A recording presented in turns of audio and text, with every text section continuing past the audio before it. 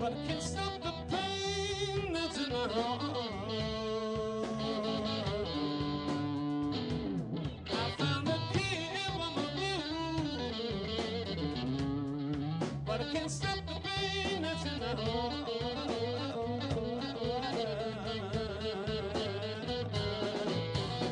Ooh, each and every morning I say a prayer coming down straight from my heart.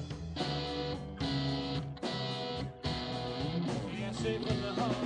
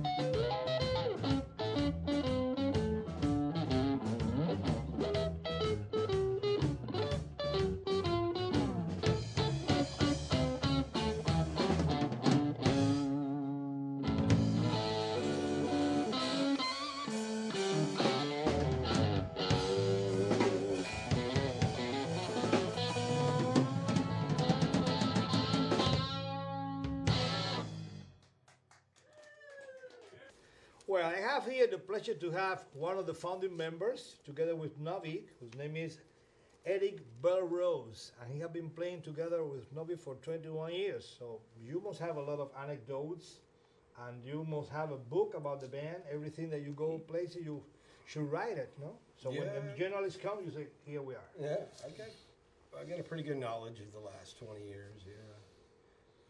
I've forgotten probably more than I can remember the places we played in the last 20 years.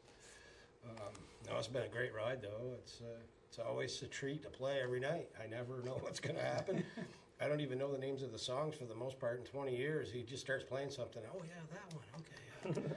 Yeah. And I played them all. So yeah, sure. Yeah. Sometimes he doesn't read you. He doesn't write the drum for you. No. He just give you the clink, cuadro por cuadro, 4x4, and let's go. Yeah, there are some nights literally when we're playing that I actually will know what the next song is going to be, even though there's no list in front of us. Yeah. And it's almost like I knew he was going to play that one. I knew it.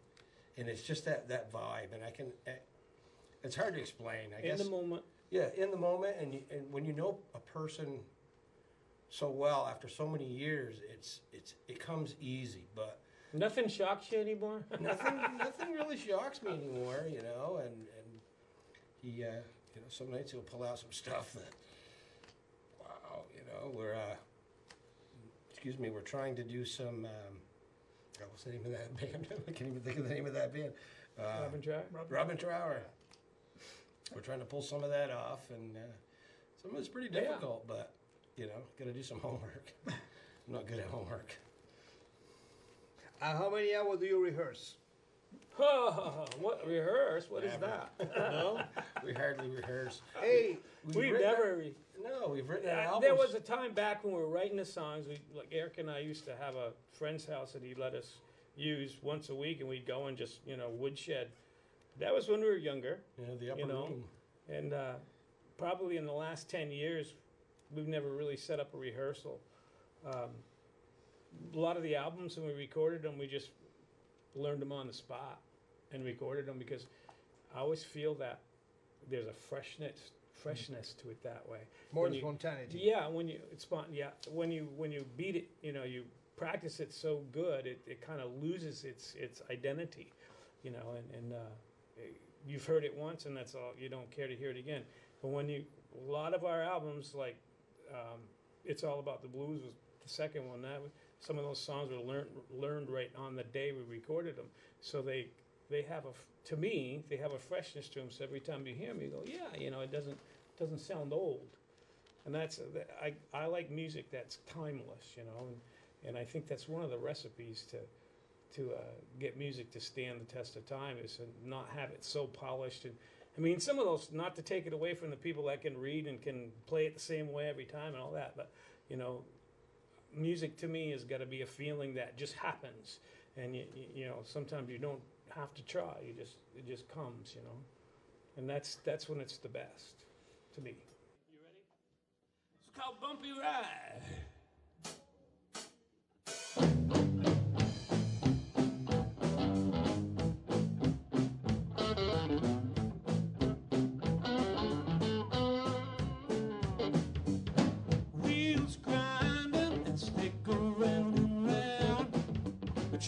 Chugga motion as I'm northward bound.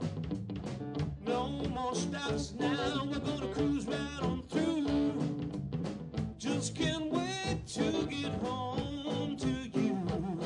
'Cause I don't wanna hurry, I wanna get off this bumpy ride. Bumpy ride. Freight cars rumbling as they pull left and right.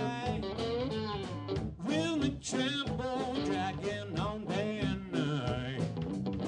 Whistle blowing, it goes through my head. As soon as I get home, I'm heading straight to bed. 'Cause I can't seem to get no sleep when I'm on this bumpy ride. On a bumpy ride, yeah, yeah, yeah.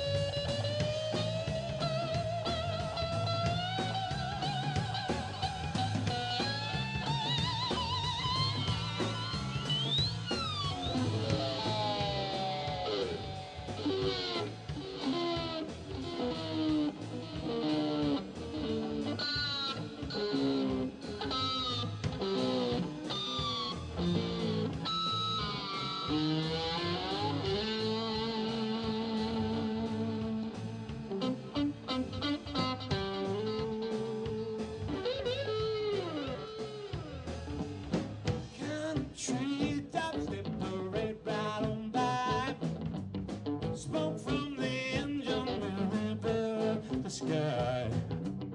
Just when you think, man, don't be no way. Anticipation as we near the last bend. Well, I don't wanna hurry, I wanna get. I'll be right. Oh, don't be right. Well, 'cause I can't seem to get no sleep when I'm on this. I'll be right. Oh, don't be right. Oh, now it's time to put an end to this. Won't be right. This won't be right. This won't be right. Yeah. So long.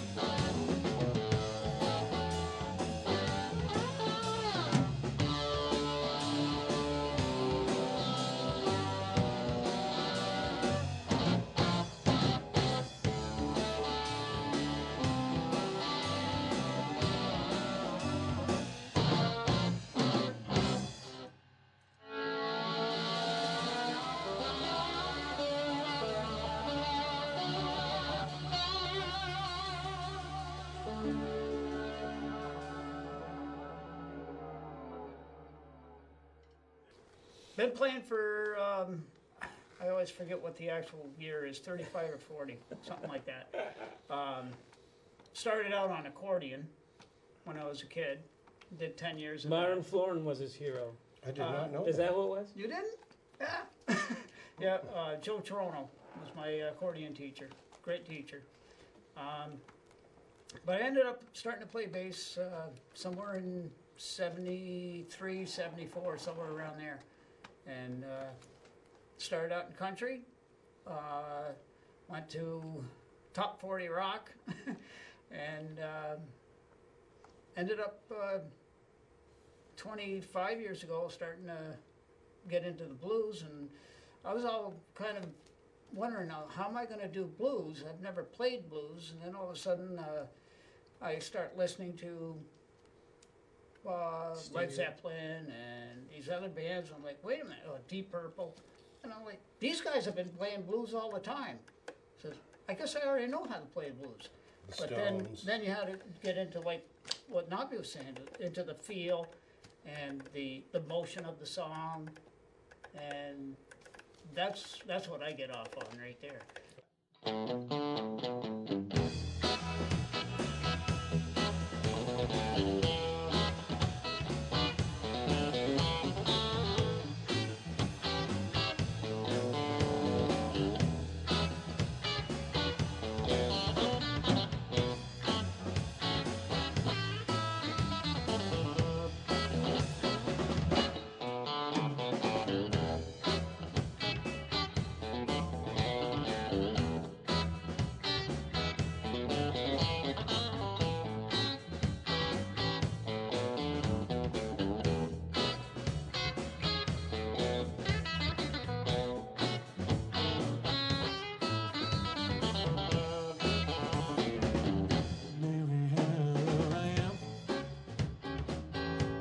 As black as coal, yeah. Everywhere the child went, all the land was sure to follow. He followed her to school. He broke the teacher's rule. What a time that it had. Oh, that day at school, yeah, big.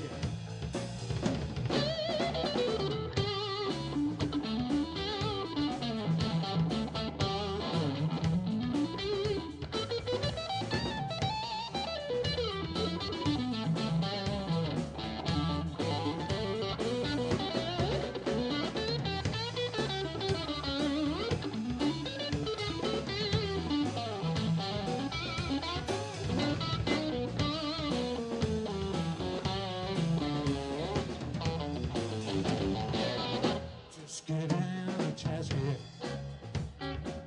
a green and yellow basket. Wrote a letter to my baby, and on my way half past it, Inspector had a little lamb. Ooh, please with black as coal, yeah, yeah, yeah. Everywhere the child went, lamb was so to follow, follow.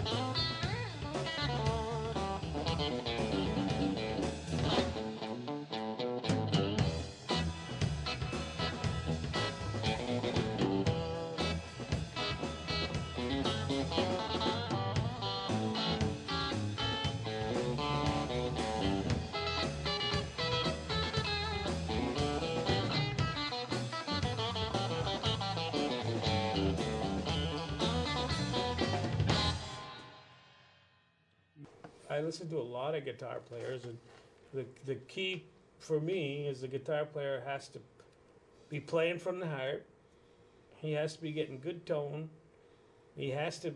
I'm not crazy about shredders. He has to play melodically, and those are three of the things that I look for in a guitar player that I like. There's styles, and there's tons of them I listen to. I can't even begin to name them all. I mean, we named a few: Hendrix, Jimmy Page, Eric Clapton, Jeff Beck, Peter Green. Well, there's more.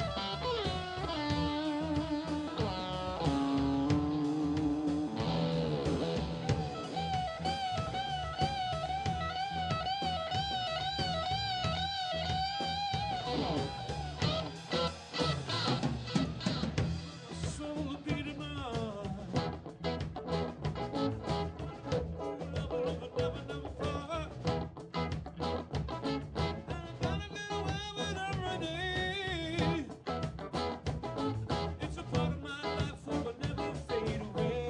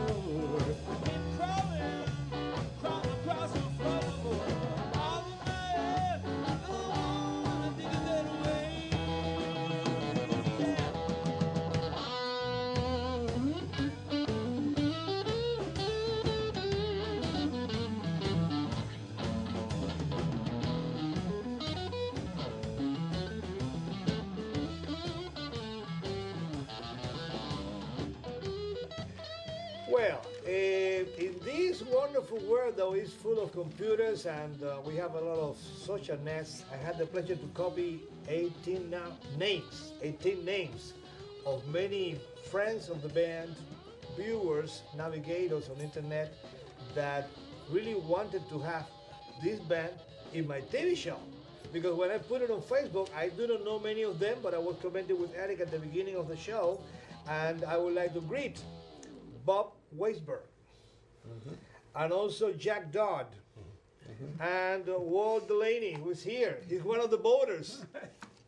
So it's surprising. I said maybe they have similar name because Noe and Eric had given me his name, but then he was among the voters too. Jesse Cowan, who's coming soon with his band Nays. John Boinder, who is a saxophone player who visited our show here with All That. They made their first gig officially in our TV show. And we have Tim Gregg, who is a dangerous guitar player from Flipside. That is a band of Vermont. David Supernant. And we have also Kaylee Legman Chevalier. Good. Peter Grunding. Kathy Pepper. Mrs. Coy Slim, who was a member of the band too sometimes. Great blues player. We are waiting for him too. We have Leonard Osterberg, who is a passion promoter of the Vermont music. He does. And Chris Boxall, probably family of Jane Boxall, because they have similar last names. My brother Eduardo Garces, who lives in Florida, and he's a sound engineer. He's always commenting about music with me. And Ian Kohler, drummer of many bands here. Charles Eldridge, Bruce Leclerc, and Artie Lavigne, who is the disc jockey. Levine's a disc jockey. And he plays. Beautiful. So, well, thank you very much. I didn't want to say goodbye to you today without mentioning all these guys because they also deserve our respect because they are promoting the music that we are presenting on television. Thank you very much. Rebecca Badula on the other side of the set. And maybe soon we are going to make some blues with Novi. She's a great singer and guitarist. She plays a lot of instruments. Do you like the ukulele? They have a terrific trio now. We're going to be commenting about that soon. Thank you very I'm not much. Tiny Tim. Eh? I'm not Tiny Tim, but Good. ukulele can do a lot, I guess. Yes? Yeah, what I Good. can. So we are going to need one guitarist, one bass player, and one drummer to do Rebecca Badula and the Vermont All Stars to make a TV show. But I need a camera woman. So please, if you would like to collaborate with our show, it would be great. Thank you very much. The Novi Rick Project, 21 years in the business. I'm making great music. And my professor Michael Troney once told me, what do you think is more important than the blues in American music? So that's why these guys are playing here. They are spreading the gospel of the blues. They continue playing, making weddings, and doing the music. Thank you very much. And if you want to hire them, go to NoviRickProject.com. Yeah. Beautiful. Thank you very much. They answer immediately. They don't wait too much.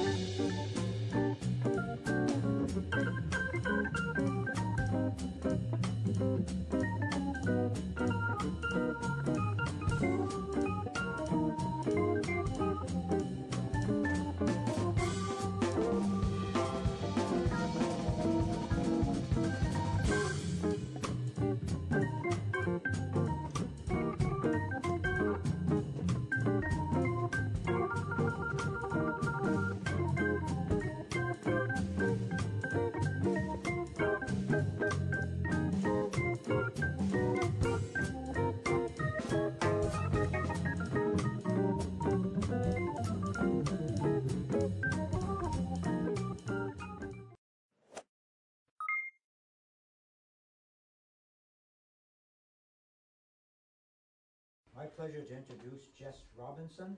Jess is the state archaeologist, and I just want to read a little bit here about his biography. He's the Vermont state archaeologist, and he works within the Division for Historic Preservation, and that's under the Agency of Commerce and Community Development. And he's a native Burlingtonian, and he received his BA in Anthropology and English from the University of Vermont in 1999. His MA in Literature from the University of Kent in 2001. His MA in Anthropology from University at Albany, SUNY in 2008, and his PhD in Anthropology from the University of Albany, SUNY 2015. During much of that time, Jess was also a research supervisor at the University of Vermont Consulting Archaeology Program. That's probably good. You don't have to get into the other stuff. I just wanted to say just a personal bit. I've known Jess for a couple of years here, and as a frequent visitor to VHS and Barry, I've been over to his offices, and they have a beautiful display over there. The artwork alone is something to see, but actually it tells the whole story going back some 10,000 years ago of Indian inhabitants in Vermont, at times when the glacier is still there. So it's a really interesting place to visit, and I highly recommend it. Thanks a lot, man. Appreciate it. And thanks a lot for coming out. This is Vermont Archaeology Month. It's been going on since 1995, so I guess this is the 23rd year. It's a little bit of a stripped down year this year. We've had some transition between it, but I'm keeping the torch alive by doing various events, and I'm certainly happy to be here with all of you. So I'm going to go through, what is essentially 13,000 years of prehistory. It is only going to touch on a few points, and depending upon the clock, I might skip ahead for a few things. And while this is sort of a lecture format, if something is really bugging you or you don't understand something, feel free to raise a hand or shout out. That's fine. So just really quickly, for those of you who aren't aware, archaeology is the study of the human past through the things that people left behind, their material remains. That can be artifacts, that can be architecture in some places in the world where it preserves. It can be landscapes that are natural, that meant something to the people that inhabited them in the past, or modified landscapes. And everything in between, things we call features, the remains of fire hearths or storage pits or refuse pits. And all of that is under the purview of archaeology and what we study. And I'll give you some examples of the various things that archaeologists have studied and are currently studying and how that scope is broadening as science progresses. Just a brief overview. This is done about a year and a half ago, so it's a little out of date now, but as of about January 1st, 2017, there were 6,067 archaeological sites known in Vermont, which is a maximum site density of about 1.8 per square kilometer, which is actually below average for all the states in the U.S., actually quite a bit below average. Only Is that about due to the mountainous terrain? yeah, and the lack of testing, which I'll get to in a second, because only about 2,200 of those are Native American sites. The rest are historic homesteads and farmsteads, early military installations and forts, underwater shipwrecks, industrial archaeological sites like lime kilns and potash kilns, all the things that make up the rich history of our state. And as you note, the vast majority of, in fact, probably 99% or more of the archaeology that's done in Vermont is done in advance of development. So basically what we call consulting or regulatory archaeology.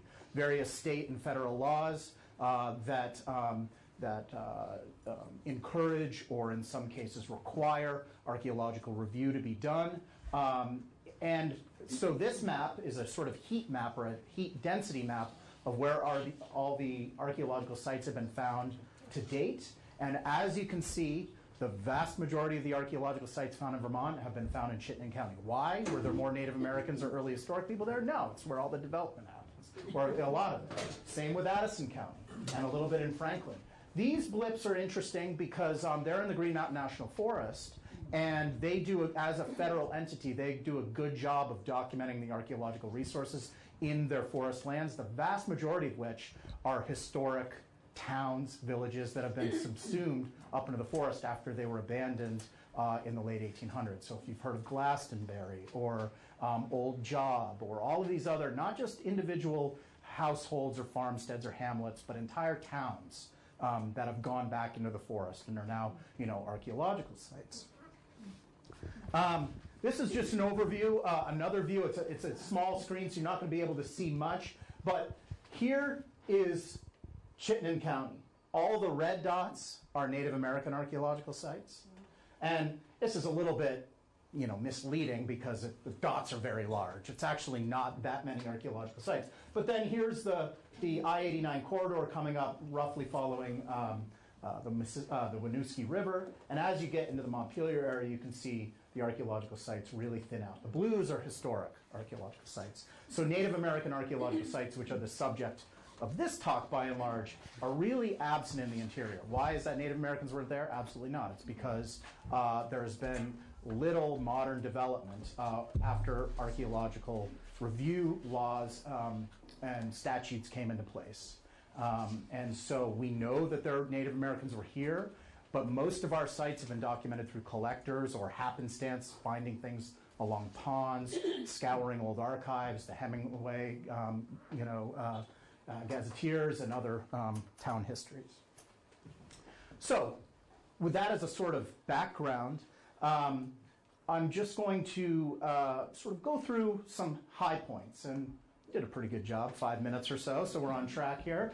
Starting with the earliest Native Americans that entered the region and entered Vermont.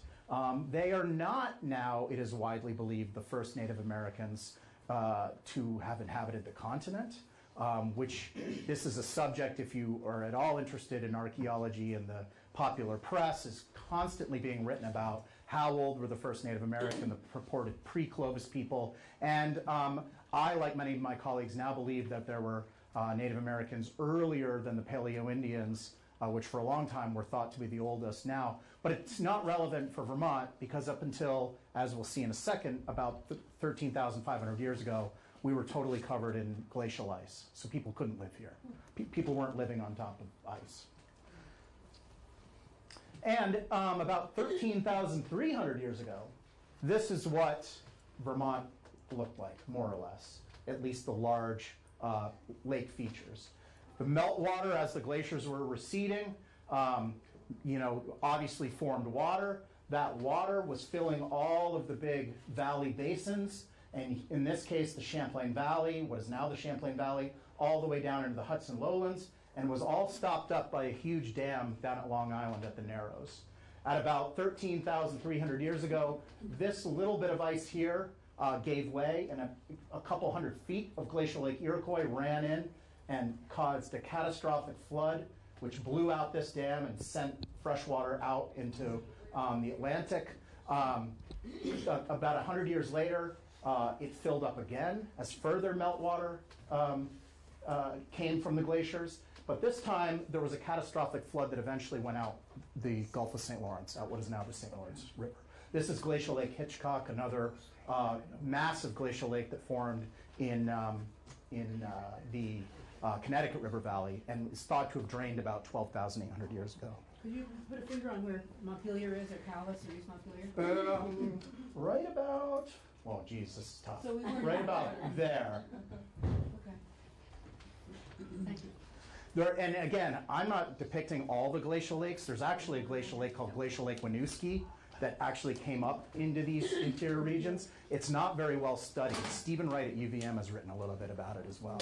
So basically, all this meltwater had to go somewhere, and it was impounded by all this stuff that the glaciers had left behind. So it formed all these glacial lakes everywhere, but they were unstable. So as soon as one of these, gravel dams would burst, they would drain, they would hit another water body. It was a very dynamic time period. And as far as we know, Native Americans did not live in this region at this point. But as that last major flood went out to the Gulf of St. Lawrence, the glacial ice had depressed the weight of the land in Vermont so much that it was below sea level. So seawater ran in, including into the Champlain Valley. Here's a close-up of it here. And for about 3,000 years ago, from about 13,000 to about 10,000 years ago, the Champlain Valley was an arm of the Atlantic Ocean that we call the Champlain Sea. And this was not a sterile water body like some of those glacial lakes were. They had nothing in them. They were ice-cold water, fed from the melting glaciers, didn't have a lot of fish, or if any, that's debated. But when it became an arm of the Atlantic Ocean, it was a very thriving cold water body. So here, some of you might have heard of the Charlotte whale, which is at the Perkins Museum at UVM. That was found in 1849. And when I worked at UVM, my office was right next to the Perkins Museum, and I would go in there and say, I know we can radiocarbon date this whale. I know it. And they'd say, the geologists would say, no, you can't, because they sunk it in horse glue in 1849 to preserve it. And that introduces a lot of modern carbon, which skews the radiocarbon dates. And I said, well, what if you drill into the teeth? Because I don't think that it would have gotten into the teeth. And they're like, I don't know. I leave, and some guy from the New York State Museum says, hey, how about drilling into the teeth? And then they're like, oh, okay. And he got a great date from it, 13,000 years ago, almost exactly. So right at the initiation of the Champlain Sea. But you can see here, you can't see here because it's the small writing, but various other marine mammals have been found in the Champlain Sea. These are the radiocarbon dated ones, and they include harbor seal, bowhead whale, finback whale, walrus, narwhal. So a very, very biotically rich, but cold water environment, much like Labrador or some of the subarctic regions today. There were also fish remains that have been found, including cod, and a lot of mollusk remains. So just an idea of what it might look like 13,000 years ago in the Champlain Valley. Something like this. And at the same time in the Northeast, we can begin to see humans moving in. Radiocarbon dates, which are very rare for this early period. Vermont doesn't have very good preservation in its soils, nor does most of the Northeast. Nevertheless, through about 50 years of professional archaeology in the region, we've identified a number of radiocarbon dates that tell us that Native Americans were roughly synchronous moving in. Just parenthetically, you might think passively that being the oldest Native Americans in the region, that might be the most, quote unquote, primitive or simple. Nothing could be further from the truth. While there were very low population densities hunter-gatherers moving about on a landscape. They were the master lithic or stone craftsmen of the entire archaeological record in Vermont. They did things with stone that no one else did, at least as far as we know in Vermont afterward. Obviously, there were other things, other art forms that Native Americans worked in bone and in wood, which was not around very prominently during this early period. It was a tundra-like environment. But in regards to stone, they were master craftsmen. And so I had a replicator make for me one of these characteristic Paleo-Indian spear points. Quite large, very well made with this ribbon-like flaking pattern, often made from materials that were distant from the sites where they're found. And then after they had made these large spear points, the very last thing they did before they'd be used was knock from both sides this channel up the middle. And this is the hallmark of Paleo-Indian points. It's really the reason you can tell them apart from any other point. Also, the materials by which they're made and their general expert craftsmanship define them. But this is extremely hard to do. If you're a modern flint knapper today, you're sort of considered an expert if you can pull off one of these, what are called flutings. And they result in breakage a lot of the time. So what I and my colleague John Kroc, a professor of anthropology at UVM and the director of the Consulting Archaeology Program, and Weatherby Dorshow from the University of New Mexico did was we started saying, all right, where are all the Paleo-Indian sites in Vermont? And this wasn't as easy of a task as you might have thought. We had to spend several years going around to farmers in the Champlain Basin and elsewhere and convincing them that we weren't trying to take their artifacts. We were just interested in documenting where they found them and taking pictures and measurements, and made a lot of great relationships that way, and documented securely as we could to augment the professional archaeological record where about 30 Paleo-Indian sites have been found. And then we began to map them, and then the hardest part was making a model of the Champlain Sea at its maximum. And we had to use a lot of geological information, new tools like LIDAR. My colleague George Springston, who's a geologist from Norwich, really did an amazing job modeling it, and we borrowed a lot of his modeling, as well as some people from SUNY Albany. And we ended up with this map, which is at a gross level, quite accurate. And as you can see, this earliest sort of subperiod from 12,900 to 12,400, there's a notable, let me go back here, what happened? There's a notable concentration of sites, which I'll go into more detail, right where the Winooski River flowed into the Champlain Sea, which right now is where the big box stores are. And one of the most notable of those three sites was found during the archaeology conducted for the Chittenden County Circumferential Highway, most of which was never built, but a lot of archaeological sites were found during the testing for that, including one found in Williston. At the time it was excavated, it was really interesting because we didn't really know why it would have been there. It was sort of on a really scrubby, rocky knoll. There wasn't a lot of water near it. Again, this is near the Williston Central School.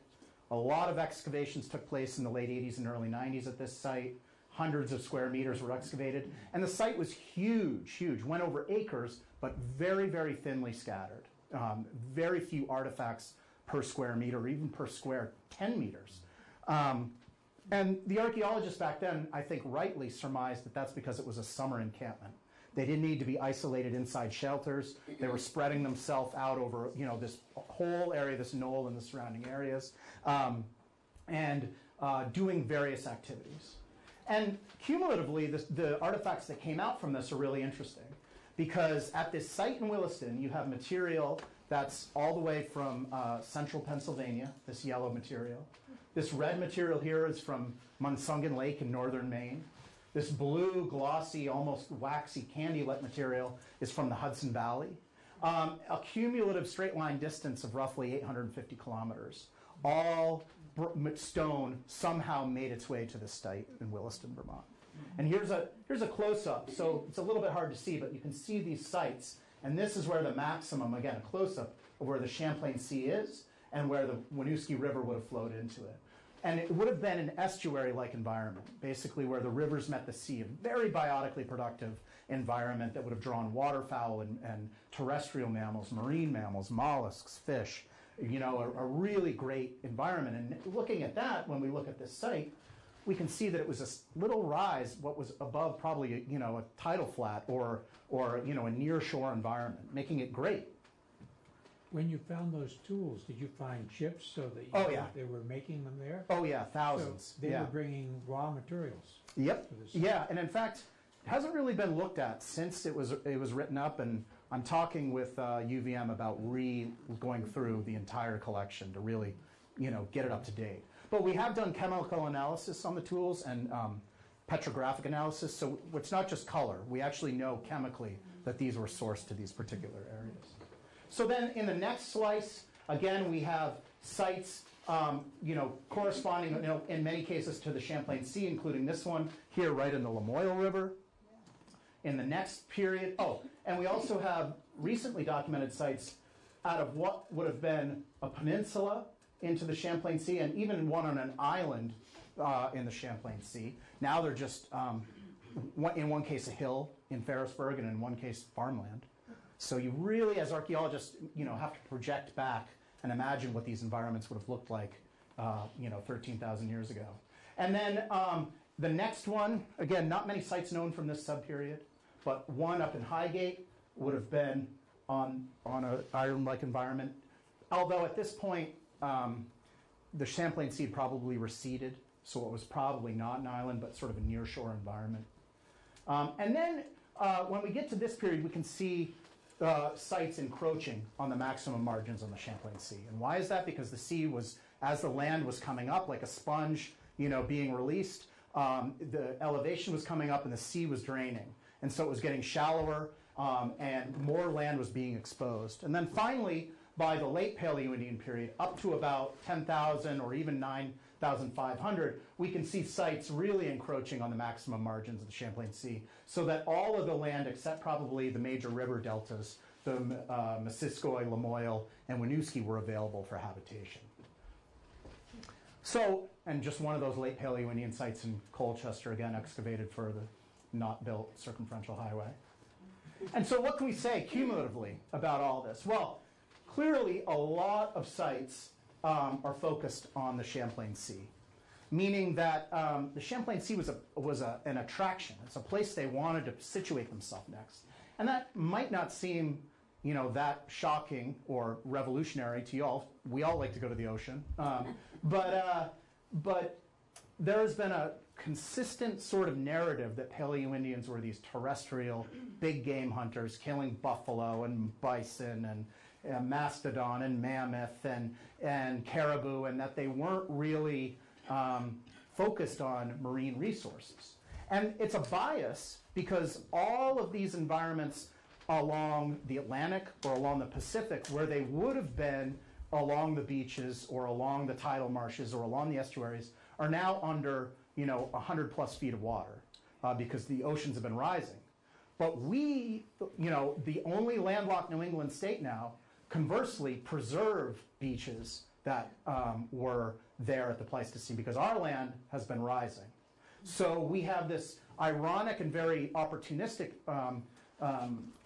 way to study how Paleo-Indians might have utilized marine environments. Now, all of this is sort of circumstantial. I say at every lecture that I would love to find, the whale skeleton with the spear point in its head at some point and really say, but that hasn't happened yet, and it's not really likely. So we have to do the best we can with archaeological inference.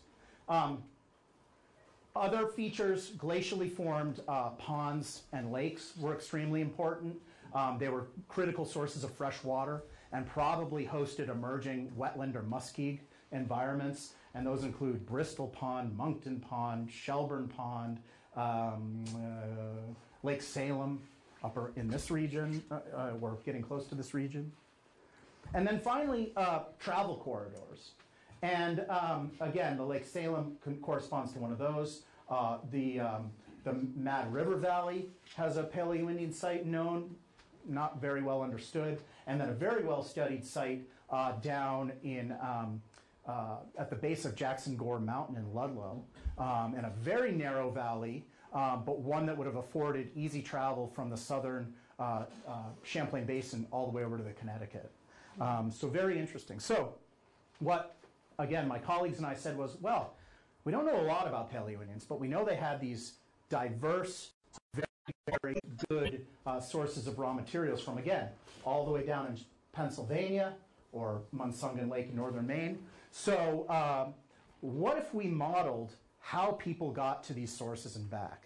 And so our colleague Weatherby at University of New Mexico, who's an expert in geographic information systems, or GIS analysis, really complex mapping tools, we developed this protocol where we said, all right, let's factor in slope.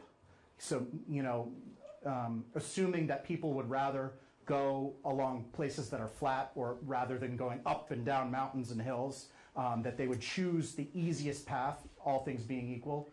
Probable forest cover, which wasn't a lot at this time, but would have been an impediment. River flow and direction, its speed, and a couple of other factors. And then we said, factor that in for this entire region, and which is, you can imagine billions of possible combinations. And then we let his giant supercomputer down at the University of New Mexico run. And a couple days later, it came out, and we were really shocked. We did a number of analysis, like from here in Williston to here in Williston to here.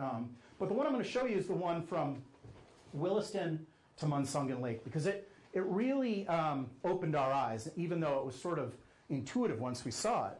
And that's that while there's a couple interior routes that would have taken you through the greens and the whites and then through the hill and range territory of Upper Maine, by far the easiest route would have been just to go along the Champlain Sea, either in watercraft or along the the winter pack ice, because it was likely frozen over in the winter, down the Etchemin River, and then into the West Branch of the Penobscot, making it far easier to get into these interior territories than we have to do now, particularly if we were on foot. So it was a real eye-opening exercise for us, and it's something that we write a fair bit about, and we're continuing to study. So from the Paleo-Indian period, we move into the Archaic period. And this is a broad sweep of time, roughly 6,000, 6,500 years, which was, at its, most reductive was the time of the hunter-gatherer fishers. Excuse me for a second. And there's a lot of things we could talk about, but I'm just going to spend a little time on a couple aspects that have come up recently. This is a sort of complex graph, but I'll try to break it down for you because it really sets the stage. This is a graph of calcium concentration in the Greenland ice core GIS-P2. It sounds kind of complex, but basically calcium in this study is sort of a proxy or is an indicator of how crazy the environment was in the past. And this is over the last 100,000 years. And of course, they sample the ice very carefully through the last 100,000 years. And like tree rings, they can see every year going back in these super deep ice cores. And what they can tell is 100,000, 80,000, there's a couple blips, 70,000, there's a big blip, but right around, like 68,000 years, things go haywire. And you can see all of these spikes and dips, spikes and dips, spikes and dips, going all the way to the last big spike, which corresponds to the Paleo-Indian period, an event that's called the Younger Dryas. But then, after the Paleo-Indian period, you have this remarkably smooth line, which is roughly the last 11,000 years. And, archaeologists being interested in the long term, how humans adapted and interacted with themselves and with the environment, really look at that and say, it wasn't that it was warmer, or that it was colder, or that it was wetter, or that it was drier. It's the fact that things were predictable, that you could be reasonably sure that if you found migratory caribou in this area one year, they would come the next year, or in the next decade, or the anadromous fish runs would come up the rivers the next year, or the nuts would ripen at roughly the same time in roughly the same areas. And for a lot of the last 60,000 years, even though we were fully modern humans, you could not count on that. So why would you build a village only to have it be flooded or be parched or be, or some other environmental factor a decade from now? You wouldn't invest a lot of time and energy. You'd be moving around the landscape trying to get to where those resources were. So it was this predictability that really set the stage for a lot of the cultural dynamism, the rise of what is called cities, and a big term in archaeology, the rise of complexity. So, Jess, Yeah. before you go on, could you talk a little bit about that calcium stuff? I don't. Yeah, so I don't really understand myself. I just rely on people that are smarter than me. But I think what it is it's a light element, so it floats up in the atmosphere. So if the weather patterns are complex, if the seas are rough, if there's a lot of turbation and turbulence in the environment generally, then more calcium falls onto that ice, which then gets trapped in the ice as it builds up. So it's not from a specific source or? Not that I am aware of. Okay. Although, I've given this talk a lot, so I should probably know. So I'm going to get on the Google tonight. And again, it was a remarkably stable time, the last 11,000 years or so. But there were ups and downs. Here's a crazily complex graph. But all you need to know is the black line shows after around 11,000 years ago, you get a rise in temperature, and then there's some spikes. And sometimes we can see in those spikes and dips different things happening, even here in Vermont, corresponding to different things. And if we have time, I'll get to some of those. And again, the environment. Cumulatively, when we study a lot of these things, we can see how things have changed over the last 21,000, in this case, years. Even subtle changes mean different forest compositions changing through time. Again, as we can tick through, I'll show you, again, the rise of mixed woodland moving north, tundra going further north as the glaciers recede, and then finally getting to where we are now.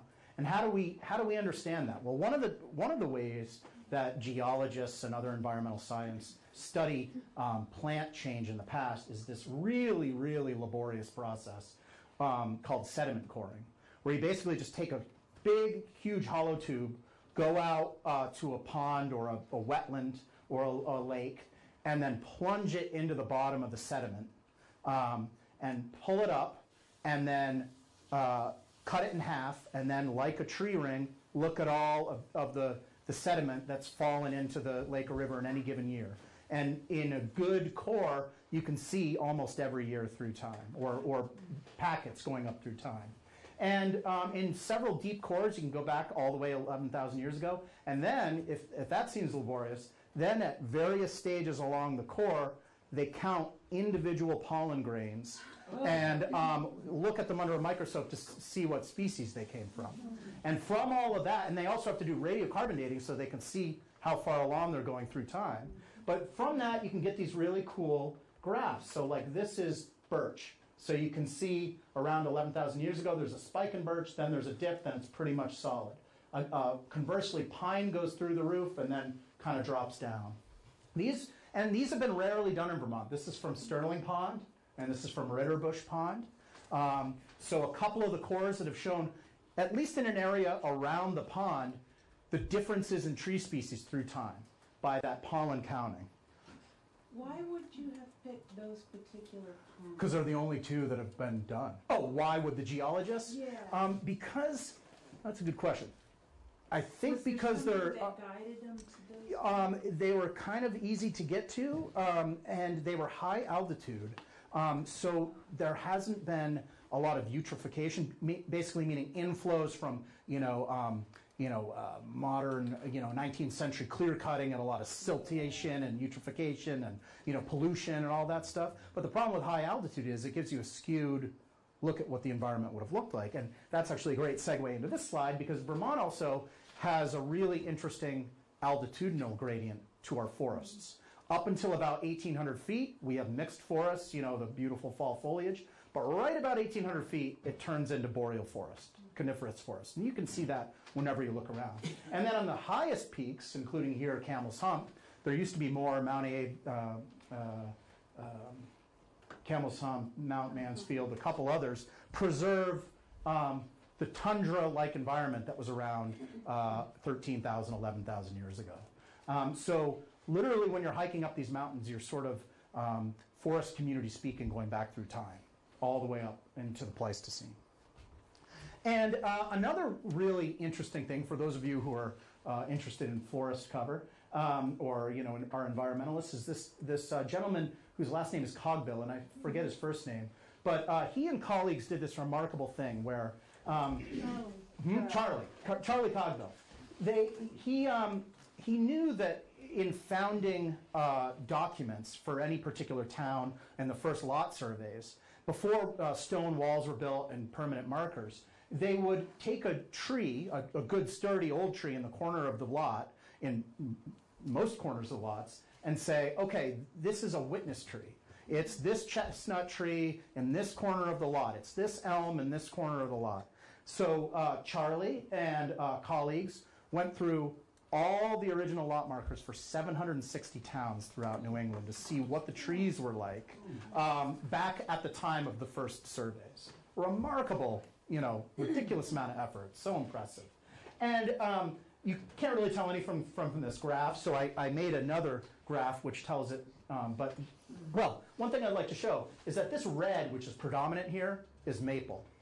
But in the pre-clear cutting and then regrowth, beech was by far the dominant tree species in Vermont, 36%. And then maples, and then spruce, hemlock, birches, ashes, and then oak was, quite rare, going down to chestnut, almost non-existent, butternut, almost non-existent, and then various things. So what I did a couple of years ago with a colleague, Brett Ostrom, who worked with me for a couple of years on a temporary basis, and I have to give her a ton of credit with this, was I had one of these harebrained ideas where I said, Brett, we have like 40 years of archaeological surveys where we've done all this analysis of botanical remains and food remains. Let's go through every report and see what people reported. And she was like, and I was like, okay. But a year and a half later, we did it. And surprisingly, I thought there would be this wealth of information. But actually, it's not that huge of a corpus of data, which just shows how much more we need to know. A lot of that is due to preservation.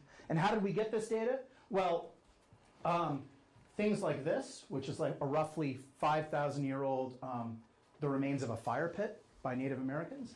You can see all the fire-cracked rock here. We would take this dark soil, run it through very fine flotation and mesh, take all the little bits, send it to an expert who can identify them under a microscope. And this is very impressionistic. These aren't percentages. These are actually incidences. And we're running some statistics on it now. But what we can see at a general level is that it mirrors the contact period forest. You can see we have a lot of data up till about 5,000 years ago, and then our data falls off a cliff. Sites become rarer before that point, so that's a factor. But it also appears that preservation, even when we get lucky, in most cases lasts about 5,000 years. And after that, things get very dicey. But when we have data, we can see beech is prominent in every one of the things. And maple, oftentimes there's some blips down here low. But overall, the forest composition roughly mirrors what we see in the contact period for the last 5,000 years. Yeah. Just, are you using pollen again? No. These are actual bits of the wood, firewood, essentially. Oh, okay. What they would have, Like yeah, and because they didn't chop down giant trees and then buck them up because they had stone axes. And if you've ever tried to chop anything down with a stone axe, it is not easy. So until agriculture came, what we surmise is that most of the wood that they gathered was dead wood, which in that case means that the wood probably represents some area around the site. They weren't ranging far away for particular wood species. They were just gathering the firewood that was around their particular encampment. But then when it gets burned, enough of it gets like just stuck. Charred. Yeah, And charred. charring is the thing that preserves it. It wouldn't last 10 years if it wasn't charred. But charring changes the chemical composition enough so that it can preserve, in some cases, up to about 5,000 years old. And then what happens is we send it to these people that actually look under a microscope, and from the porosity and the different pores and channels and things, they can say, yeah, this is burnt maple. But, the fragments are sometimes that small, Nut species is another thing I'll just go through quickly. Here's the major species of edible nuts in Vermont: beech nut, hazelnut, butternut, which is a walnut species, hickory nuts, acorns. And we looked at all of the incidences of nut remains that have been found. Again, not a whole lot. But what we see is really interesting. Butternut is probably intuitively, you'd think it's delicious. People love walnuts. They're the highest incidence in almost all, or I think every category. And beech nuts, which are 30% of the entire tree species, are quite rare. Now, I've never eaten a beech nut because I'm allergic to nuts, but I have to assume that they're just gross. It's not that. It's Really? like if you had a green kernel of corn, Yep. or it's like corn-like. Well, that's interesting because part of what we have to surmise archaeologically is it's like corn. Corn only preserves if people essentially make a mistake. It falls out, it gets burned before it gets mashed into powder, into flour. And if it gets mashed into powder or flour, we will never find it archaeologically. That's why we have to rely on the shells. But the shells, there's very little beech shell. And often what these are represented by, it's rare to find nut meat. We find the shells. But in any case, butternut, if you flash back to those tree species, cogbills and earlier, butternut is exceedingly rare in the overall forest canopy, which means Native Americans were going out of their way to find butternuts. You know, and it's no surprise, they're delicious, but probably had something to do with how they mapped themselves onto the landscape through time. So through this, we can at least get a little idea about how people moved about in Vermont. More work to come. Let's see, I got 20 minutes left, so I'm going to skip. Let's just jump through 6,000 years of history, and let's see, we will get to... You found or someone found it it was in the bridge, a copper as, I was going to ask you what period that was from. Yeah, so I will actually talk a little bit about that. So this, I was just telling Carol and Carol, this was found in Lake Salem. And a gentleman contacted me. He was metal detecting underwater, which I didn't even know was a thing. But he contacted me and said he had found this, and it was made of copper because his machine was beeping for copper, and he wanted to know what it was. And I felt bad about it, but I said, navigable waterways, things found in it that are older than 10 years are property of the state of Vermont. I'm sorry about that's ours. And he was not that happy about it. But he was very good, and he just said, is it going to help? Is it something important? I said, it's one of the most important things I've ever seen in Vermont. And so he was very great. His name was Ken Jordan. I have to give him all the credit in the world. I went up there. He showed me right where it's found, documented the thing, and now it's at the Heritage Center, preserved for all of you to see. After that bridge article, a number of people came to see it, and I showed it. And why is it remarkable? Well, oftentimes when these are found in Native American burials, which we don't really excavate anymore. And so they were clearly precious goods. But this area in Lake Salem, I talked with some Native American folks up there, the chief and another Native American, and we agreed it wasn't an area that would have been a burial. In fact, it would have been underwater even 3,000 years ago. And so what this likely represents is an overboard loss. And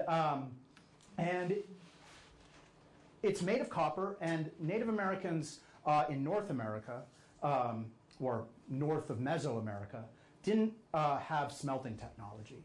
They didn't have the ability to melt down copper and then reform it or maybe they had the ability and just chose not to. But in any case, we don't see it in the archaeological record in this region. So they had to rely on chemically pure, macroscopic or very large drift copper. And there's only two places where you can get that, two major places in this region, Lake Superior and Nova Scotia. And Native Americans would trade all across the eastern woodlands from these two sources.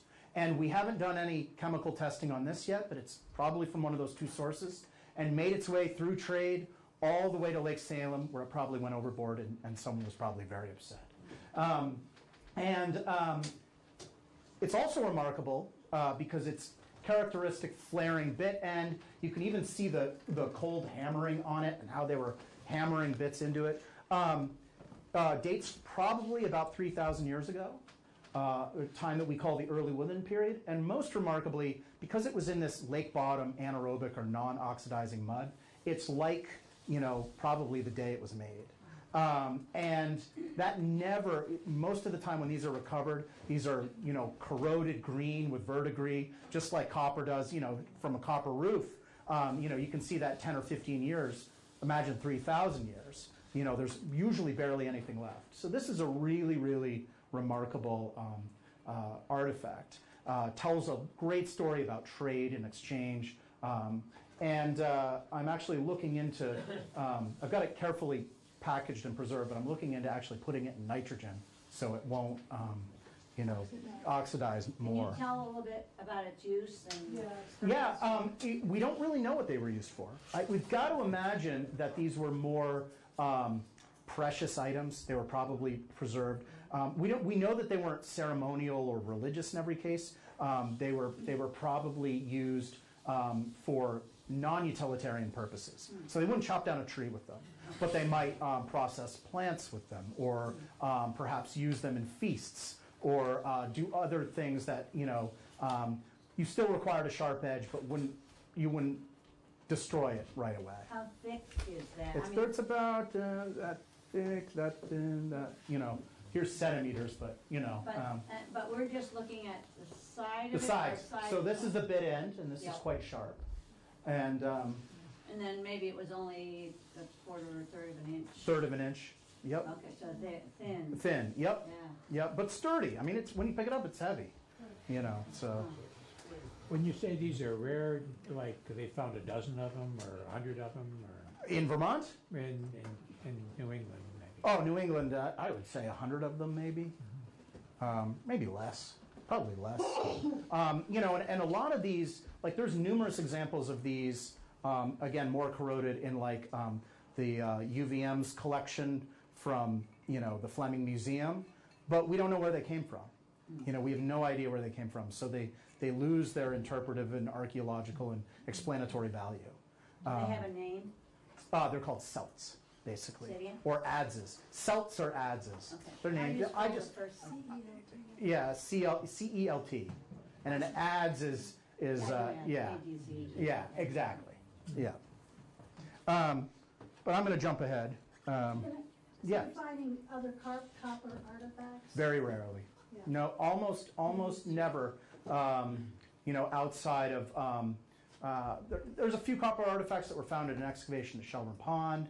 Once you get up to the late woodland and like the beginnings of European contact, then you find a lot of copper artifacts. But pre-contact, pre-European copper, very rare.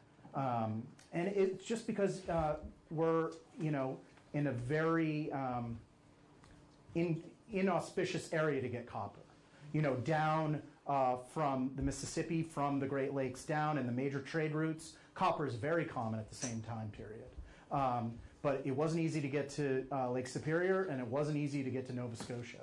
So it becomes rarer and rarer. And we, surmise that, as the distance to the source becomes rarer and rarer and rarer, it gets more precious and valuable and valuable, and it's difficult to ascribe a sort of secular practical value on these things, but assuredly, that's what took place. When was this discovered? Last year. Wow. Yeah. So big. Yeah, Big it was day. big. I wrote a little thing in the Montpelier Bridge that this was one of the artifacts we talked about, and so it was neat. It was out of the blue, and now it's preserved and available. Not on display, but people can come and look at it if they want. Where did you find it? Where was it found? Lake Salem. Lake Salem. Yeah, which is actually an amazing little lake. A lot of remarkable things have been found. I don't encourage any of you to go out digging. Please don't. Where is that? That's in. Is it in Sutton or Derby or Derby? Way up there. Yeah. And when was your article? Ooh. I don't know. Time ceases to have a lot of meetings. 2017, if I search for it. Yeah, I think it was 2018. I have it at home. Yeah. Maybe I'll let you know what it is. So let me just, I'll just give a quick anecdote about trade and exchange that comes from George Catlin, who's a problematic figure in studying Native Americans. But he has this anecdote in one of his books that I came across when I was in grad school, and it really highlights it's something about Native American exchange. Not that it's equivalent out west or in the plains to here where he was, but he said, well, out where he was, in one of the areas he was, they had wooden bows, and they were the for bows and arrows. And he said they were the sort of least valued everyday utilitarian. And if you saved up enough or had enough prestige or had whatever means necessary, you could get sort of a ram horn bow, which was much more precious, highly valued. Not only was it a better bow, but had a lot of social capital attached to it, had prestige attached to it. And he said the greatest bows were these white big bows made out of one piece of wood, one piece of material. And the people on where they were getting them, I think he was talking about the Blackfoot, had no idea what the material was. They just knew that it was the most sacred, special, highly valued, rare material. And what they actually were whale rib bones. But they were over the mountains in the sea that they had never seen before. But they were traded down the line. And if you had enough prestige capital, you could get one of these. And you had no idea where it was from, but it meant a lot. And that anecdote comes back to me a lot with trade and exchange in these early times, that you didn't even know exactly where the source of some of these things were. You just knew that as it went along the line, it gained more and more value, social prestige, social capital, and probably cost a lot more in whatever sense that meant. So, last 10 minutes. The late woodland period is the final period in archaeological parlance before European contact. And it dates roughly about 1,000 years ago to the time of European contact, which I round to about 400 calendar years ago. And around this time, archaeologically, we can begin to see archaeological signatures of the tribal entities that were around at the time of European contact. So here in most of Vermont, the Western Abnaki, across the lake, the Mohawk, the Eastern Abnaki in a lot of Maine, and then Maliseet, Passamaquoddy, Micmac. And right around this time, corn, beans, squash agriculture finally begins to be adopted. Why had it not been adopted beforehand? It's an interesting question, and one that a lot of archaeologists spend their time on the world over. Because you might have this idea, maybe some of you are farmers, that farming is great, it quote-unquote civilized people, it brought people together. But actually, farming, when it's adopted in any given area, is horrible for people. People have studied hunter-gatherers around the world, and yes, occasionally there would be periodic times of malnutrition and stress if something they were going after didn't appear, or if there's drought or something like that. But most of the time, being a hunter-gatherer was great. You work an hour or two a day in terms of work, going out, food getting, processing, whatever. The rest of the time, you had to yourself. It was fantastic. And your nutrition was great, no cavities, you had a well-rounded nutrition, particularly in this part of the world where you're not relying upon one species or a few key species. And then, archaeologically, in every area where corn, bean, squash is adopted in the eastern woodland, for the vast majority of people, nutrition plummets, cavities and abscesses in the mouth, and all sorts of nutritional stress emerge. People are working harder because now you've got to tend to your crops and plant them and keep the animals off. And all of a sudden you're working, you're a 40-hour or more a week, and your nutrition is going down. So why do people do it? And it's an interesting question archaeologically, because not just here in North America, but across the world, you see it happen almost everywhere. And again, about 1000 AD, it happened up here in Vermont.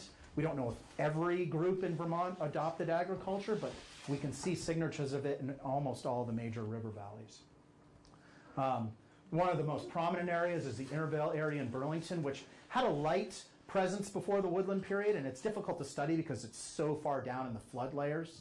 You have to go 12 feet down to find some of these things. But as corn, bean, squash gets adopted, the intensity of occupation down in the Intervale really skyrockets. a ton of archaeological sites down there. And again, in this survey of all of the plant remains that we found, obviously we can see around 1000 AD, corn, beans, squash really emerge. But interestingly, a few plants which don't require a lot of effort to grow, that archaeologists call the Eastern Agricultural Complex, which they include marsh elder, maygrass, sumpweed, amaranth. They began to be grown about 3,500 years ago in the Ohio Valley, and we can see that about 2,500 years ago up in Swanton, we have sunflower seeds documented. So people were growing, they weren't growing this intensive plants, but they probably had garden plots early on. Here's what 900-year-old corn looks like when it's found.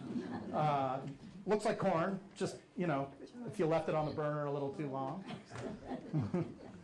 And then up above the falls in Burlington, a really interesting site that was excavated a number of years ago for an expansion of the National Guard base.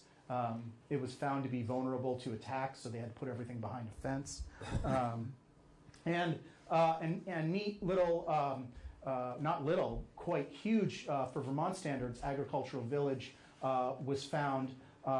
Roughly 200 meters was excavated, which is a big excavation in Vermont terms. Roughly concentrated where the road was going to go. Everything else was preserved. We worked to preserve everything else. So two kind of loci. I'll skip through some of these. But a lot of corn was found here. This was a great image, and it's difficult to see, but this black sort of mat that goes through it, and then these dark areas, these are all the remains of storage pits and fire pits. And then this black mat on top of it is where people lived so intensely, dropping their food and doing whatever, that it organically enriched the soil, like potting soil. So you can see it roughly translates to the inside of a shelter. They're probably living in there over the winter, and through that course of that tromping down the ground, they just organically enrich the soil. And then right above that, here's the road fill for National Guard Road, and so you can see the beer bottle sticking out. So we got very lucky that it preserved just that layer before it got stripped off for the road. And so we mapped, and like a lot of archaeology that's done in Vermont, we can't pick and choose where we want to excavate. It's done because the areas are going to be destroyed or impacted. So we have this sort of slanty line, but we think that the house went something like this. Probably a longhouse. 50,000 artifacts, I believe, came out of this excavation, the majority of which were the remains of stone tool making and other things, just little chips, but an array of patterns, so fire hearth, fire hearth, fire hearth, fire hearth, storage pit, and one of these classic bell-shaped storage pits for storing corn that really defines late woodland storage. The other locus, showing a heat map of where the artifacts are, and all of these triangles are the arrowheads or triangular projectile points that we found, kind of hundreds of them. So overall, a really interesting agricultural village. We concentrated here and here, but all of these blue dots are test pits that had Native American artifacts in them. So a huge, probably, village up above the Missisquoi River. And this site is great because it's the only site I've ever seen in Vermont where we ran 5 radiocarbon dates, 1 on butternut, 2 on maize, and 1 on hop hornbeam. And they all came out to the exact same date, which is 1310 AD, give or take a little bit. So a late woodland, probably winter habitation up above the Winooski River. And interestingly, almost all the wood that was found here was pitch pine, which is used to be at the it's very sandy there. Used to be before the 19th century very common in this area of the Champlain Valley, and now there's less than, I think, 300 acres of pitch pine forest left in Vermont.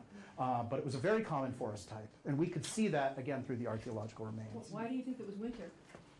Because of the density. Well, that's a good question. There was a lot of things that went into that assumption, and a lot of it was the density of artifacts in the house patterns and not a lot outside of it. Also that they were up off the floodplain. so that a lot of the corn we think they were eating was actually stored corn and was brought up. And also there's interesting things like there was a little layer of clay over all of it, which appears to, they have purposely capped the site after they left it, probably in the spring. You know, various things that we looked at, like wind direction, it would have been sheltered from the wind, which is something, that, and the prevailing elements.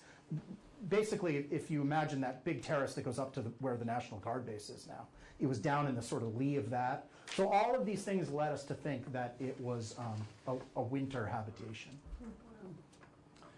So again, sort of a longhouse design emerging from the earlier sort of bark wigwams into longhouse designs, and then I'll finish in the last few minutes with probably the most extraordinary excavation that's gone on in Vermont in a generation, and that was up in Swanton for the proposed expansion of Route 78, kind of a dangerous stretch of highway, but it actually goes over you know, one of the most intensely occupied areas of Vermont, at least as far as we know archaeologically. The area of the Missisquoi Abnaki now, obviously, still considered their homeland, heartland, and just absolutely remarkable. And why is it remarkable? Well, for a number of factors, but one of them is that floodplains preserve archaeological material like no other environment in Vermont. Because what happens is, say 7,000 years ago, which is the earliest evidence here, people come, they live on a surface, they do what they do, they leave eventually, then there's a flood. That drops sediment, it caps it. Then 100 years, however many years later, another group comes, they do the same thing, caps it. So through time, which I'll show you in a minute, you get this layer cake or chapter book that goes all the way up. And with these, every lens going down is a discrete occupation.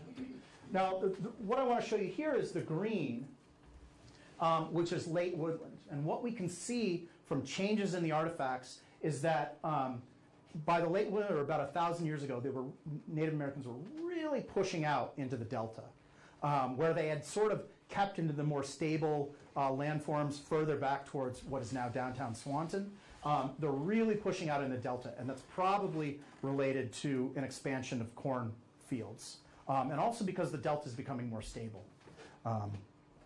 So it's difficult to see, but it just looks like, you know, a 1,000-layer cake. And every one of those layers is an occupation.